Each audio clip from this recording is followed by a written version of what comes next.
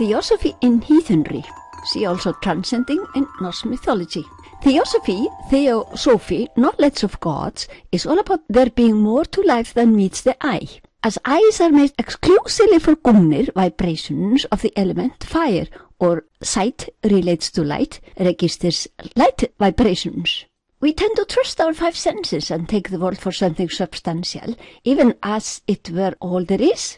Heathens, pagans, ásttrúarmenn, not necessarily agree on anything, so there are as many heathenries, versions of heathenry, as there are heathens. This is why we cannot dispute. We are also too lazy to discuss with churchians. For us who see spirituality and theosophy in forni siður, our ancient tradition, it seems to be almost everywhere in our Edda myths and Edda poems, as symbolic language, as allegory, the untold story within the told one, and in metaphors.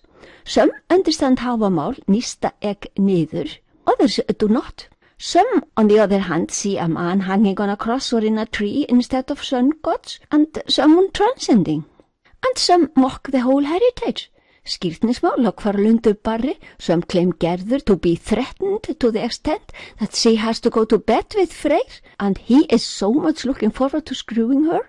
That is how the National Theatre of Iceland presented it as a porno piece on stage, Freyr's sword being his penis. Bölverkur sneaks into Hnitbjörg, sleeps with Gunnlöð, drinks all her ale, and leaves her crying, then spews into Ásgarður, and some diarrhea slips out of the rear end, to the great joy of non-bards, skald-fíbla hlutur, the rear end share for those who claim to be skald, but are not. Óðinas Bölverkur, here in the guise of an eagle, hardly able to fly as he imbibed all the meat of wisdom in Hnitbjörg. If we take the story further for those who mock our myths, how smells the eagle guise in Ásgarður, Óðinn not so heroic as on some of the pictures? Afterwards, Bragi is the real bard, skald, is asked to embellish the story. All this primitive rubbish is called symbolic language and allegory, which has to be understood. Who believes that? Not any thinking man. No wonder that even some heathens say there is no theosophy in heathenry. They learned that from the churchians, who put disdain on vorforni siður, our ancient tradition, and imprint their views on it for centuries during the dark ages of Europe.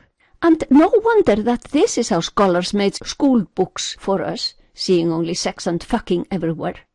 Feast at Ægir's funny stories, a man cannot breathe in the depths of the ocean. The kitchen in Valhöll, dead men drinking, eating, fighting. How stupid.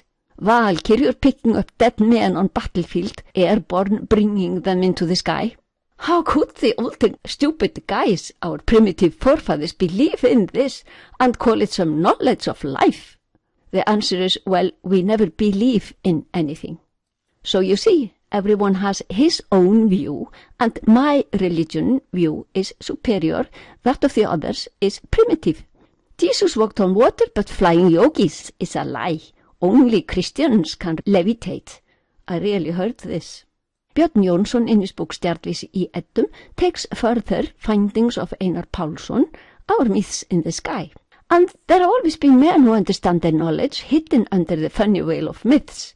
Perhaps that very guise was what saved them during the dark ages of ignorance. If you want, we can learn all about our ancient theosophy and profundity in Óðsmál.